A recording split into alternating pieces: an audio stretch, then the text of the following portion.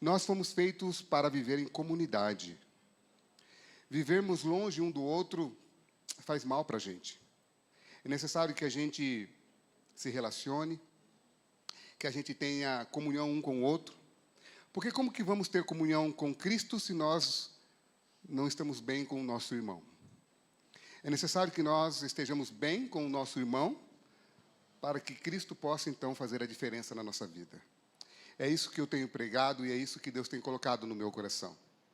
Apresentei ao pastor Moisés a minha dissertação de mestrado, que eu defendi já o ano passado, e nós conversamos bastante. Ele falou, é isso que eu quero que você passe para a minha comunidade. Relacionamento. É o que nós precisamos. E é sobre isso que eu quero falar com vocês, dentro da Palavra de Deus, apresentando para vocês o último Evangelho, pelo menos a base do último Evangelho, que é o Evangelho de João. O último documento que nós temos escrito da Palavra de Deus.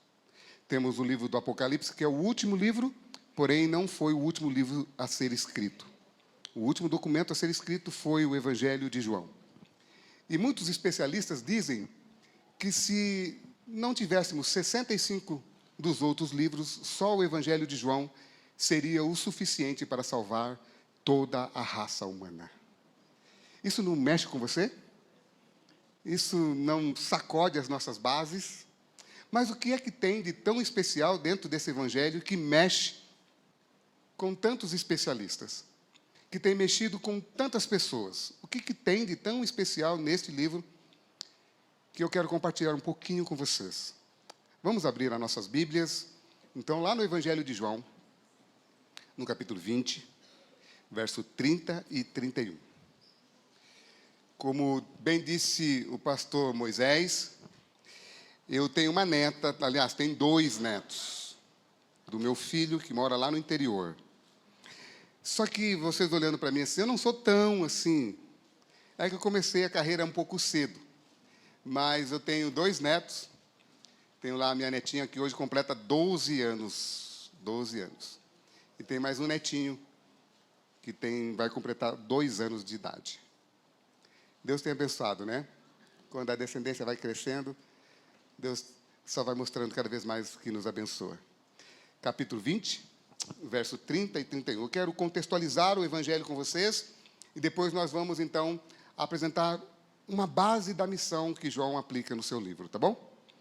Capítulo 20, Evangelho de João, verso 30 e 31, diz assim: na verdade, estou lendo aqui na revista Almeida Atualizada, diz assim: na verdade, fez Jesus diante dos seus discípulos muitos outros, o que ele diz, queridos?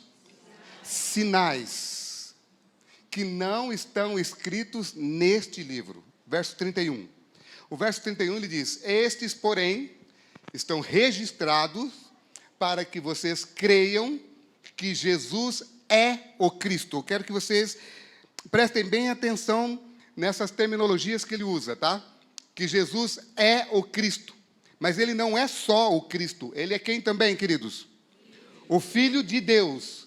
E crendo, observe que essa expressão crendo não é algo que você crê agora, mas é algo que você continua crendo.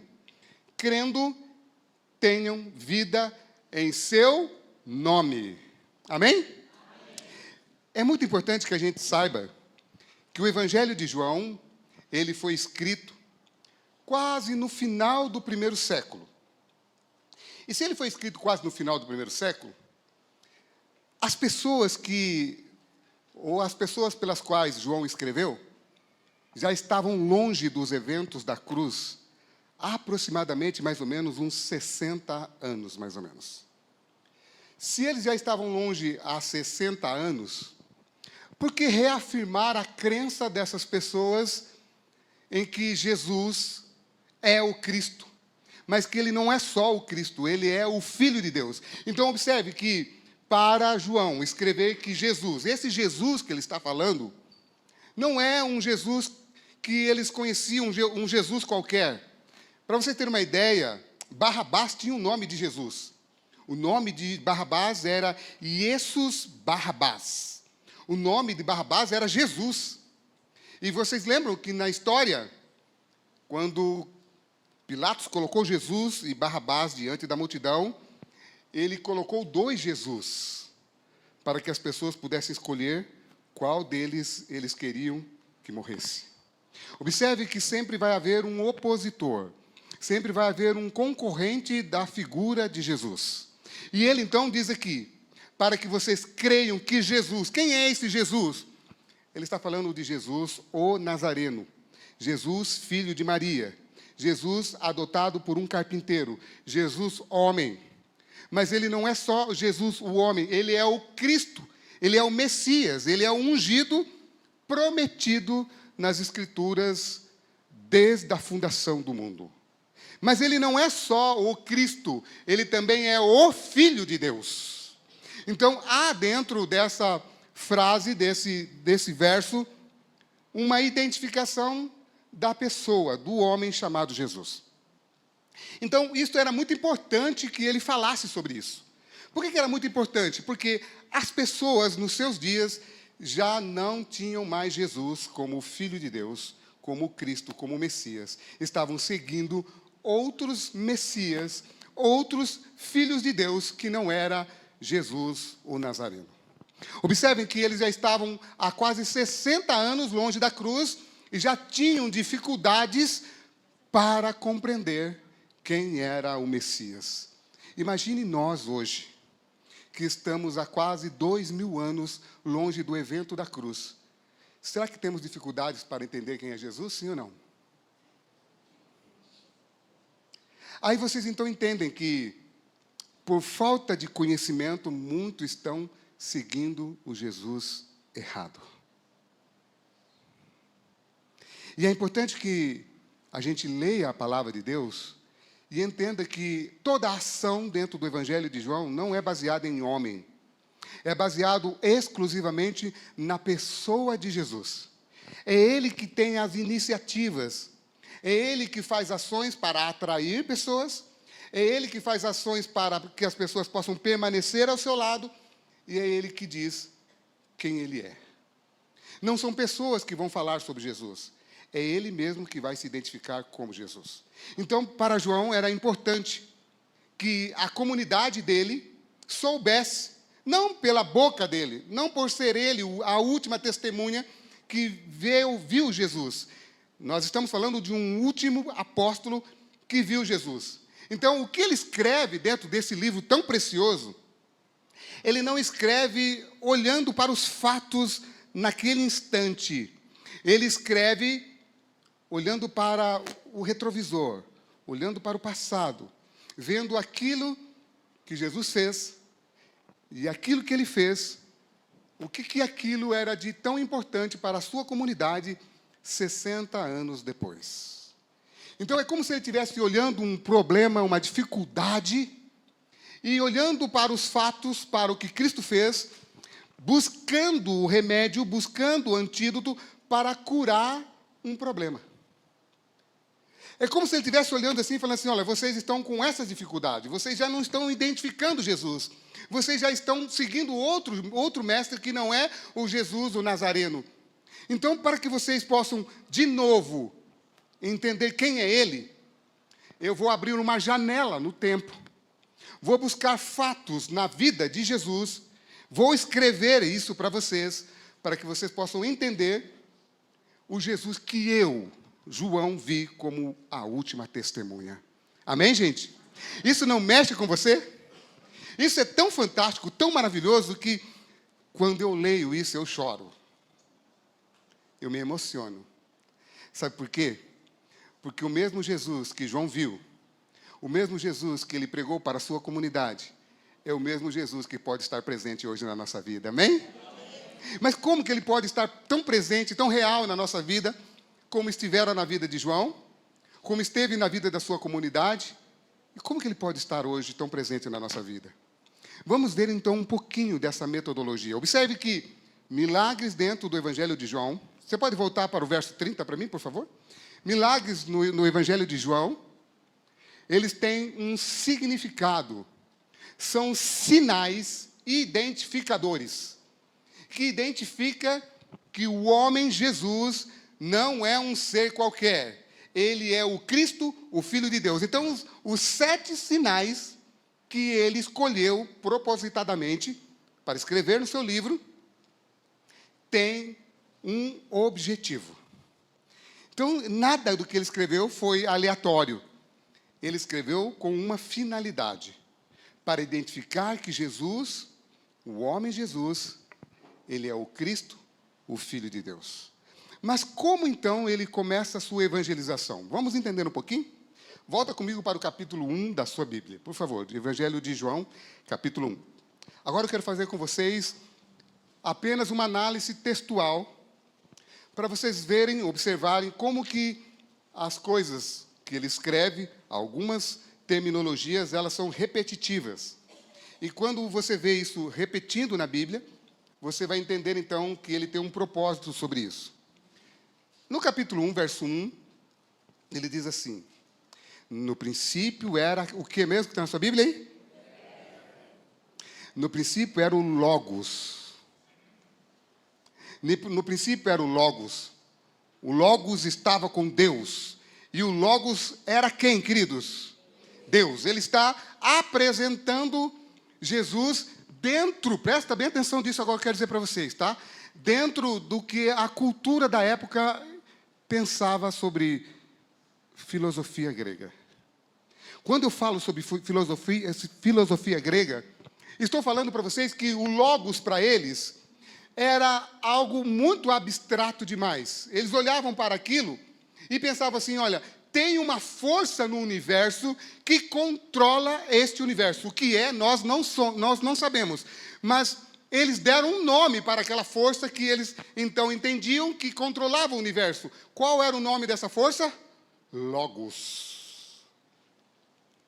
E ele vai presta bem atenção nisso, tá?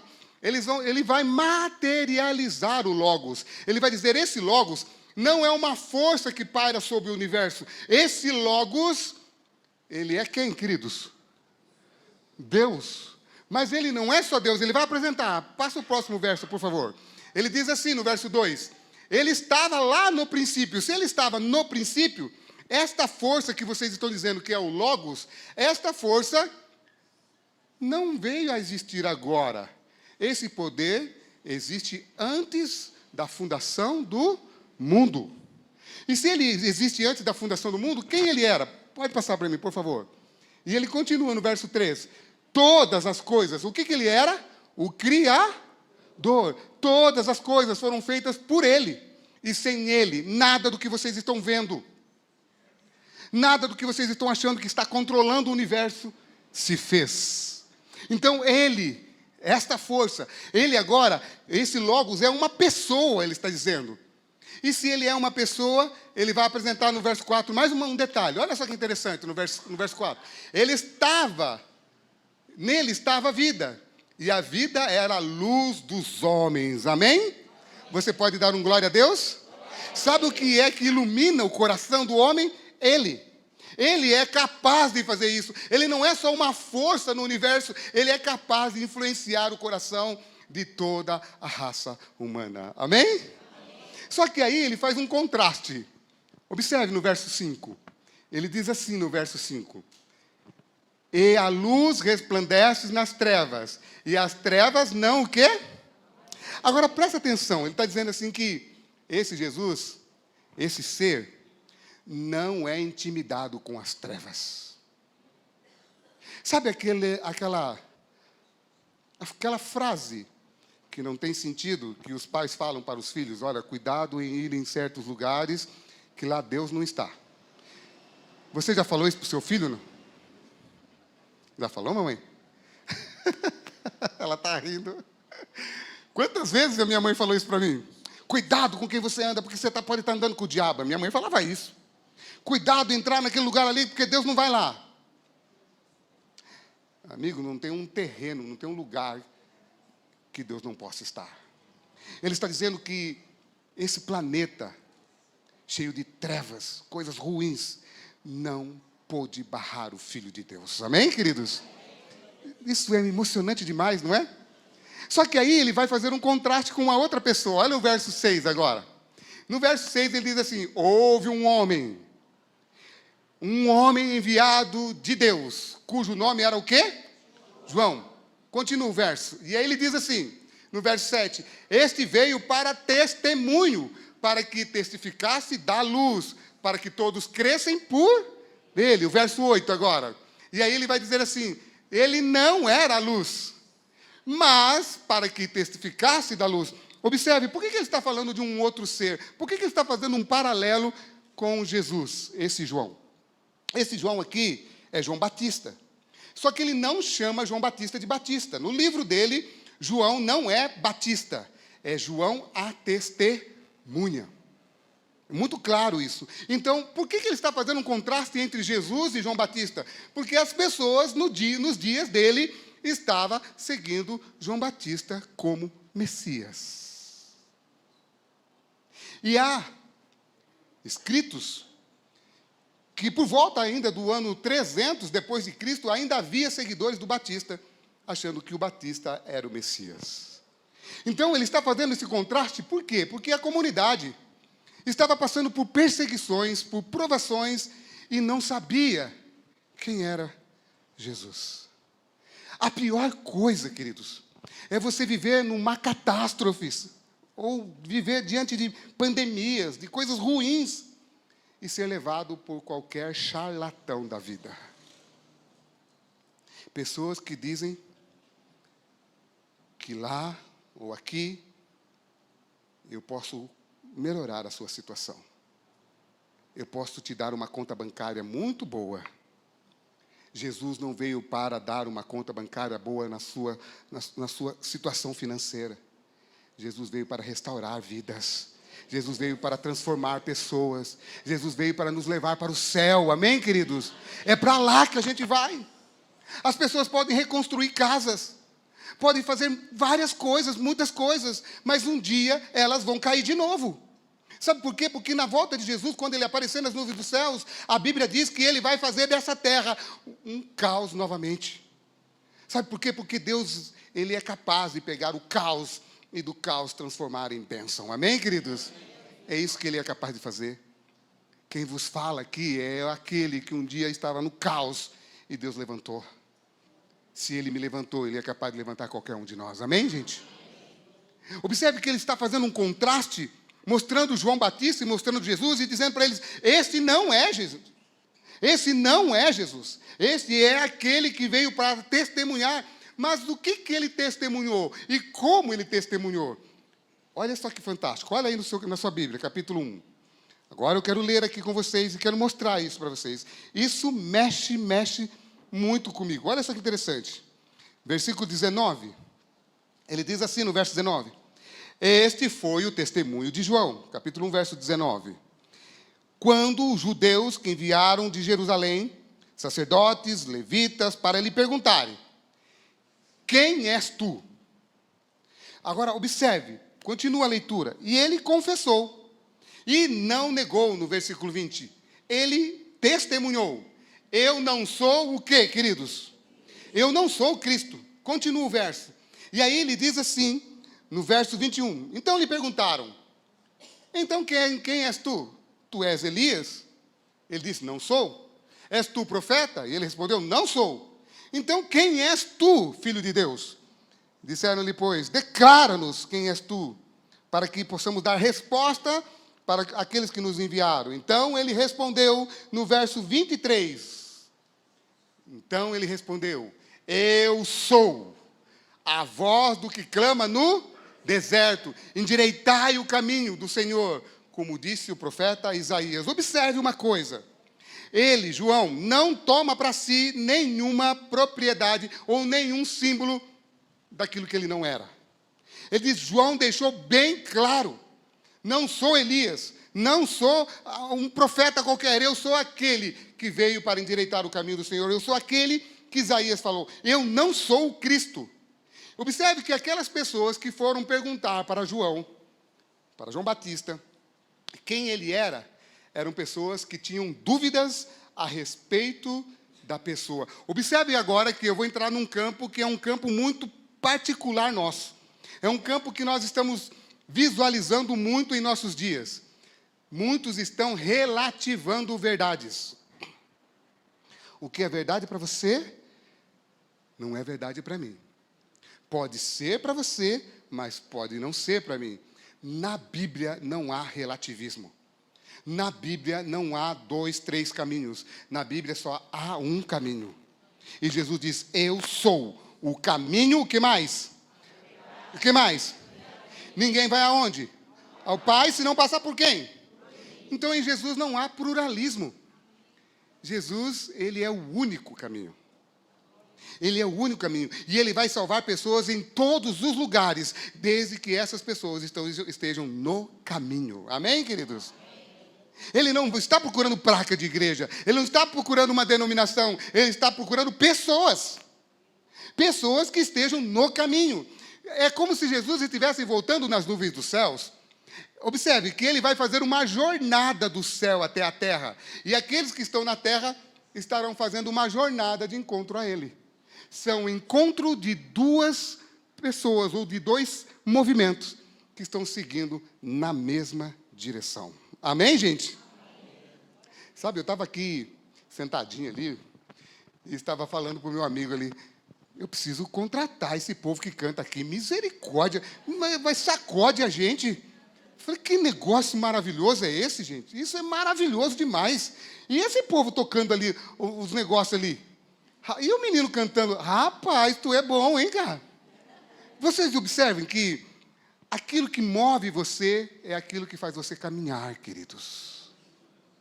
Você caminha na emoção, mas baseado na razão. Entenderam agora? Você caminha na emoção, baseado na razão. A razão é a base. A emoção faz parte, mas não é o todo. E isso que vocês fizeram aqui é fantástico. Amém? Tirei uns vídeos aqui, vou levar para o meu povo lá. Olha aqui como você tem que fazer aqui o negócio. Vocês entenderam? Observe uma coisa, gente. João, a primeira parte do testemunho de João foi um testemunho de negatividade. Eu não sou isso que vocês pensam. Eu sou este cara aqui. Eu sou esta pessoa aqui. Só que João, na sua época, lá na época de Jesus, ele tinha seguidores. A maioria dos discípulos de Jesus, outrora, eram seguidores de João Batista. E como ele, então, testemunhou para os seus discípulos a respeito de Jesus? Olha que fantástico. Observe o que ele fez. Capítulo 1 mesmo, versículo 29. Observe que ele está numa cronologia de tempo. E ele diz assim, no dia seguinte, João viu Jesus. E ele, então, Jesus vinha para ele e ele disse, para quem ele fala? Ele fala para o próprio Jesus, eis o Cordeiro de Deus que tira o pecado do mundo? Não. Ele fala para os seus discípulos que estão com ele. Ele está com alguns discípulos e ele fala para eles, ei, gente, presta atenção, eis o Cordeiro de Deus que tira o pecado do... Sabe o que ele está falando assim? Ó? Eu sou um líder. Eu sou uma voz profética, mas eu não sou Deus. Eu não sou o Filho de Deus. Então todos os líderes, todo aquele que Deus coloca para liderar a sua igreja, não pode de maneira nenhuma deixar as pessoas pensar que ele é a última laranja do pacote. Ele tem que sempre apontar para os seus, quem é Jesus. Mas ele não aponta só quem é Jesus, ele diz que ele é o Cordeiro de Deus. Quando ele fala que Jesus é o Cordeiro de Deus, ele está dizendo, ele é aquele que vai morrer por você.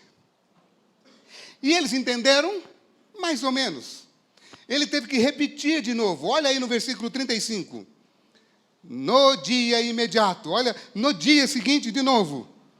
Estava João outra vez na companhia dos seus discípulos. E no verso 36 ele diz, e vendo passar, disse, eis aqui o Cordeiro de Deus. De novo, ele teve que falar de novo. Aí olha só o que acontece. Agora eu quero continuar a leitura com vocês. Verso 36. E vendo Jesus passar, disse, né, verso 36. O verso 37 diz assim, os dois discípulos, quando ouviu dizer, o que eles fizeram? O que eles fizeram? Eu quero que vocês prestem bem atenção nisso agora, tá? Os dois discípulos, quando ouviram ele dizer que Jesus era o Cordeiro de Deus, imediatamente deixaram tudo e seguiram quem? A pergunta que eu lhes faço é: esses discípulos que imediatamente abandonaram João como o mestre e passaram a seguir Jesus, sabiam quem Jesus era? Sabiam ou não? Sabiam ou não? Vocês estão com medo de falar, gente? Fala, crente. Fala alguma coisa. Eles sabiam? Não sabiam totalmente. Sabiam apenas por informação pela boca de João. Não sabiam por relacionar. Agora vocês entenderam, né? João apenas apontou. João não se relacionou. João não fez a conexão deles com Jesus automaticamente. Não houve aquele contato de imediato para eles se relacionarem, para eles fazerem coisas com Jesus. Mas observe no verso 38 agora. Olha só que interessante. No verso 38, Jesus, voltando-se, vendo que eles o seguiam, Jesus faz uma pergunta muito doida, não faz? O que vocês querem? O que buscais? E eles disseram, Rabi, que quer dizer mestre, onde mora?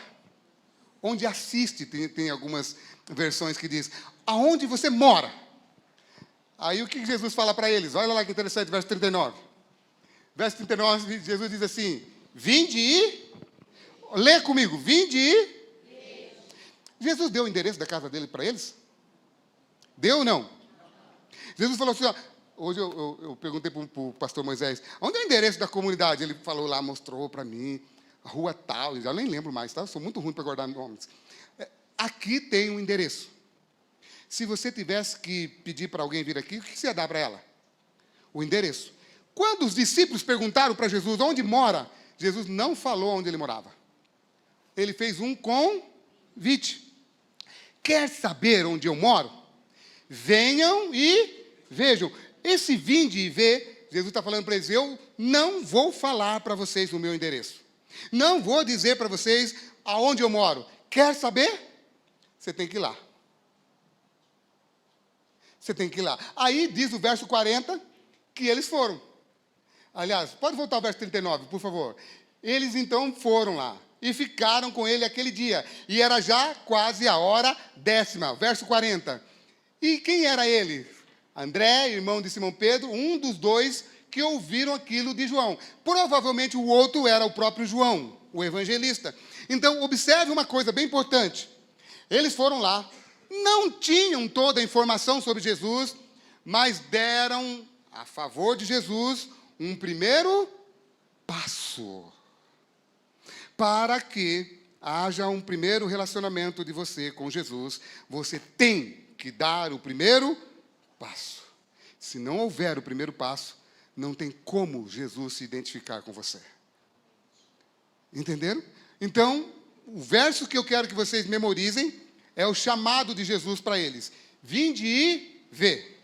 Diante disso, eu quero mostrar para vocês uma outra narrativa da história que vai aparecer a mesma terminologia.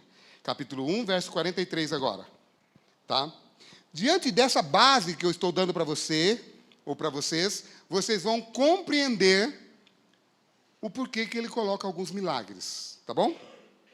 Verso 43 diz assim, no dia seguinte que Jesus ia para a Galileia, e achou Filipe, e disse-lhe, segue-me. E a Bíblia diz no versículo 44 que ele abandona tudo. Pode colocar o verso 44, tá? Ele abandona tudo. E ele era de Betsaida. Por que ele fala o nome da cidade? Cidade de André e de Pedro. Porque ele já sabia quem era Jesus. E as pessoas já estavam pregando. Então, quando Jesus pede para seguir, Jesus não pediu muita coisa para ele. Ele já sabia. Já identificaram para ele que Jesus era o Messias. Então, ele abandona tudo. Agora, olha só o que Filipe faz. Versículo 45. Filipe achou Natanael. E disse-lhe, achamos aquele de quem Moisés escreveu na lei. E os profetas, Jesus de Nazaré, filho de quem? Observe só uma coisa. Ele tomou alguns cuidados para falar de Jesus para esse amigo dele. Observe que Natanael tinha alguma coisa no seu coração.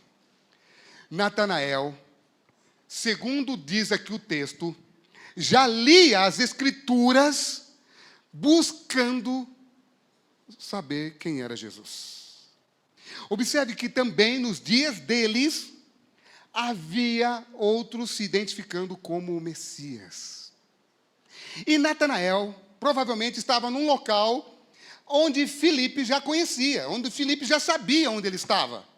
Filipe foi lá, provavelmente embaixo da figueira, onde os dois oravam, e quando ele chega lá, ele sabe que o amigo dele está orando, porque baseado nas Escrituras, estava para chegar o Messias. Mas quem é esse Messias?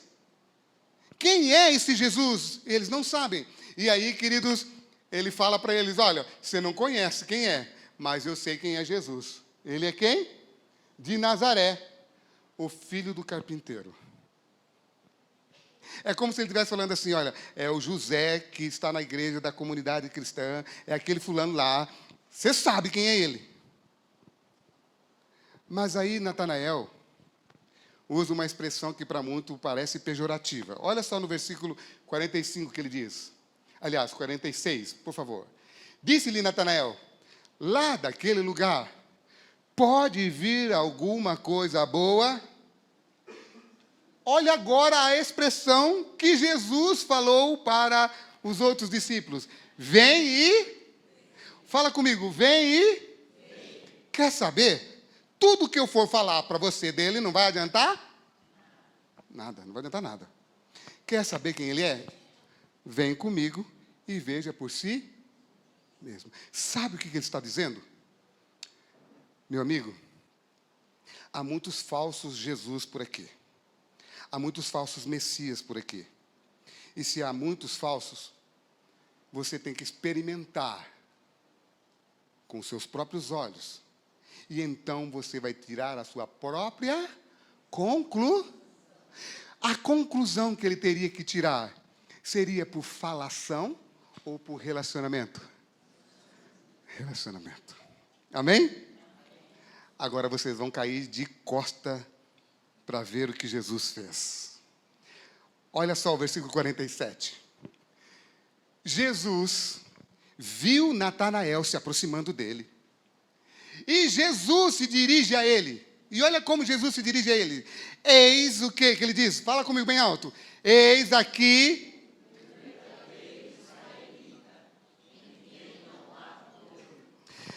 Meu amigo, eu me arrepio aqui embaixo do meu paletó.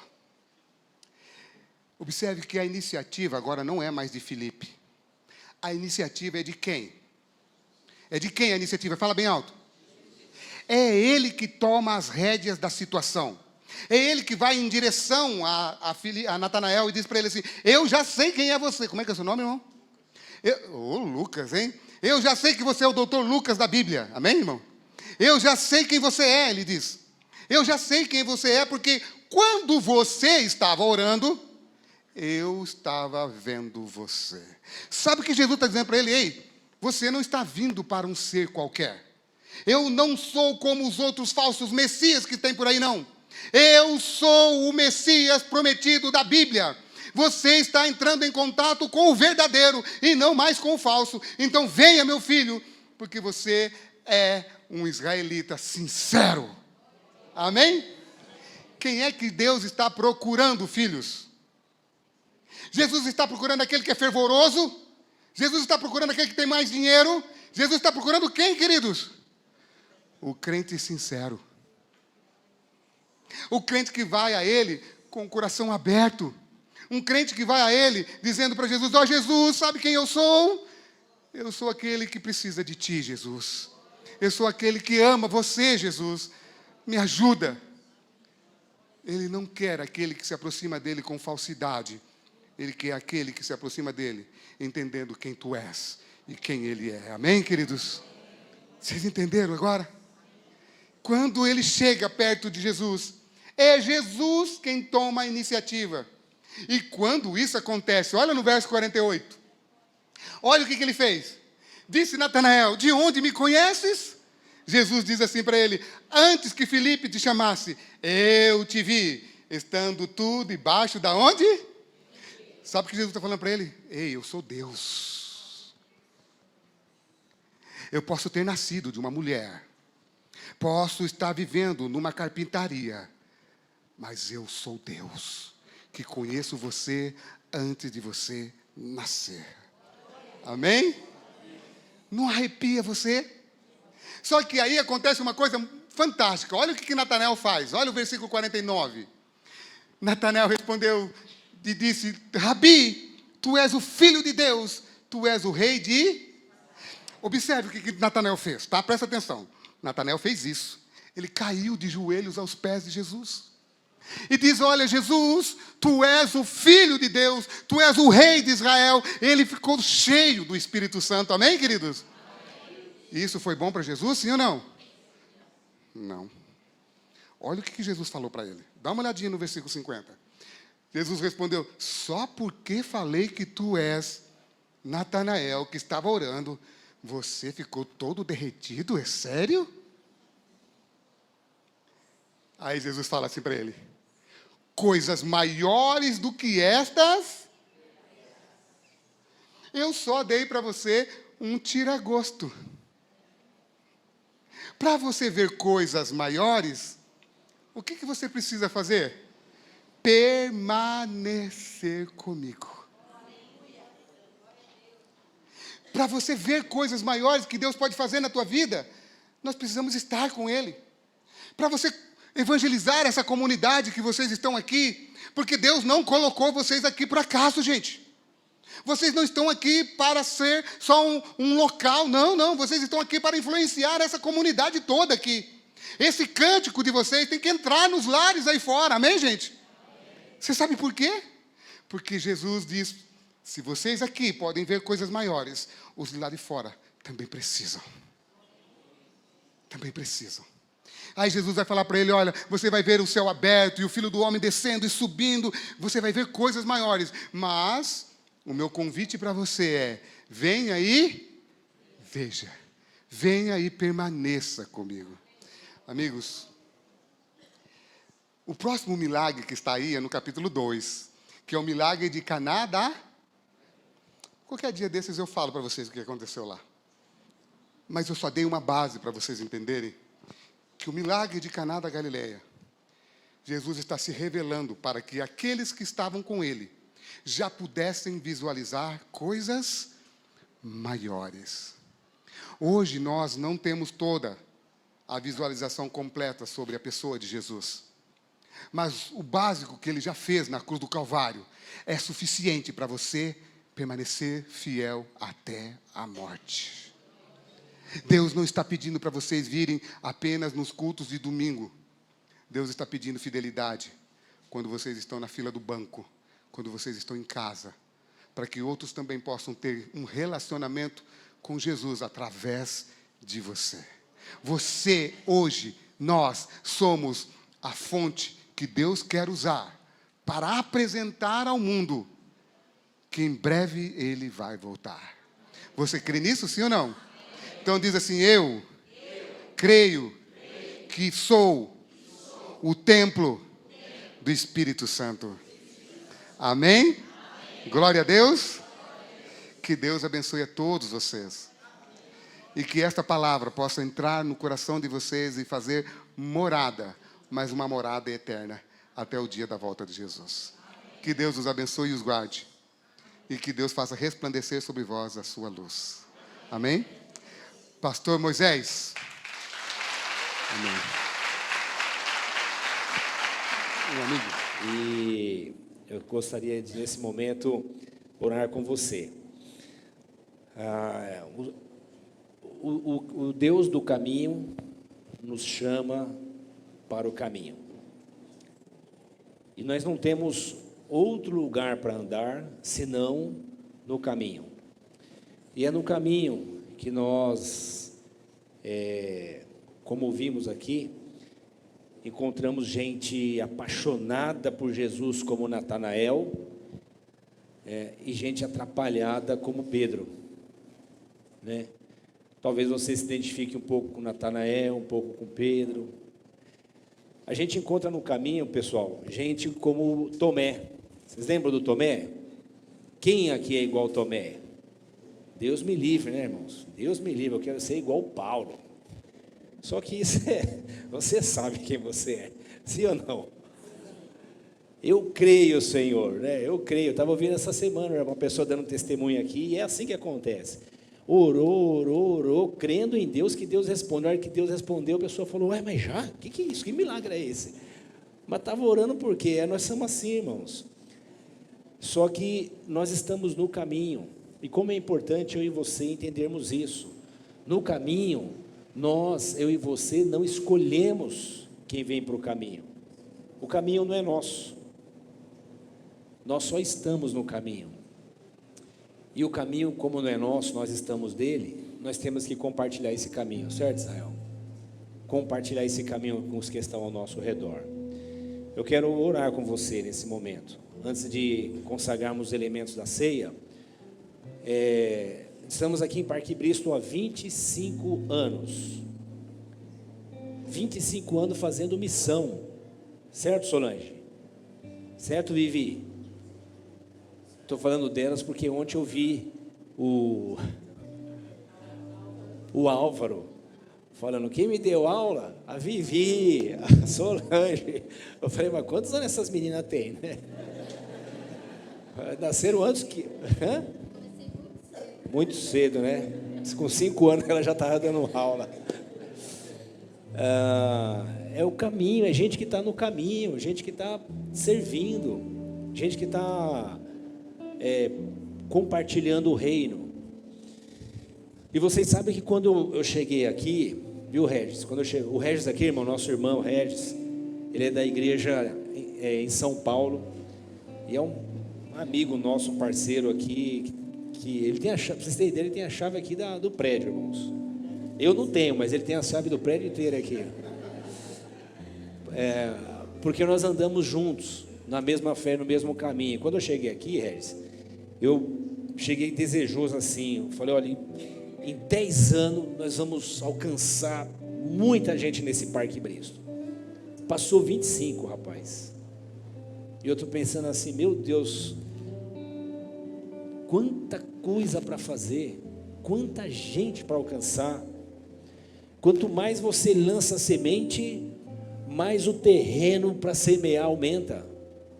Quanto mais você estende mão, mais mão precisando de mão estendida aparece. Quanto mais você empresta o ouvido para ouvir, mais vozes pedindo socorro aparece. A Chica estava lembrando aqui de adultos que estão aqui hoje, né? Pedi para o Álvaro falar ontem, o Álvaro, o Jonas, e um monte de gente aqui, a Paulinha, gente que cresceu aqui com a gente, né? As meninas, a gente que andou com a gente tanto tempo. Então você fala: hoje tem homens aqui servindo ao Senhor, mas quantas crianças mais ainda precisam ser alcançadas? Quantos adolescentes mais ainda precisam ser alcançados? E o que nós podemos falar para essas pessoas? Só vem para a igreja? Ou vamos falar para eles: vem e vê? Vem e vê vamos andar junto. É sair desse espaço e entrar no espaço alheio, entrar nas casas das pessoas, nas escolas, nas ruas, onde essas pessoas estiverem, dizer a elas: vem e vê. Não vem ver eu, minha religião, vem ver o Jesus que se revelou para mim. Vamos orar sobre isso? Que o Espírito de Deus sopre no teu coração, que o Espírito de Deus sopre nas brasas, talvez algumas brasas que estejam mais apagadas, mas é Ele que sopra no seu coração, para que a gente continue alcançando mais pessoas. Como nós ouvimos o Felipe falar ontem, o pastor Cláudio, o pai dele, o Senhor recolheu, faleceu, e a obra continua, não para, e glória a Deus por isso. Mas a outra questão também e enquanto eu não vou, o que eu estou fazendo? Que ela Não vai parar? Não vai, porque ela existe há 2000 anos, antes de mim e vai continuar depois de mim. A questão é, e eu, enquanto eu estou aqui? Vamos orar sobre isso, irmãos? O Senhor falou com você essa manhã? Amém. Vem e vê. Quanta gente está perto de você e que você precisa falar para eles, vem e vê. Vamos andar junto. Vamos andar junto? Você lembra de alguém que precisa andar junto com você? Você não vai falar igual a Israel, mas você vai falar igual você fala. E o Senhor vai usar a sua vida poderosamente. Amém? Seja as crianças, os adolescentes, os jovens. Ore comigo. Senhor, nós te louvamos pelo que ouvimos essa manhã. O Senhor nos chamou para o caminho. Nós ouvimos a tua voz e nós estamos vendo o que o Senhor está fazendo. Quão grandes obras o Senhor tem feito entre nós. Que coisas grandes o Senhor tem feito na nossa vida, mudando a nossa história. Que coisas grandes nós temos visto o Senhor fazer na história dos nossos amigos e irmãos que estão aqui, de outros que hoje não estão aqui, porque estão em casa, doentes, internados, não puderam estar conosco, mas nós temos visto, nesses 25 anos aqui em Parque Bristo, o Senhor fazer revoluções na vida de pessoas, transformando essas pessoas, deixando eles parecidos com o Senhor, teu Filho Jesus. Mas nós oramos, Senhor, para que esse mesmo Espírito que tem nos movido esses 25 anos, continue a despertar os nossos corações para o que nós ainda precisamos fazer, porque os campos estão brancos para serem colhidos, e aqui estão, Senhor, os obreiros que o Senhor chamou para ir e chamar outros para verem. Nos leve a isso, Senhor, que o nosso coração arda em amor e paixão por tantas necessidades que estão ao nosso redor. É o que nós te pedimos em nome de Jesus. Isso é possível? Sim. Por quê? Porque Cristo está em nós. Cristo em nós, a esperança da glória.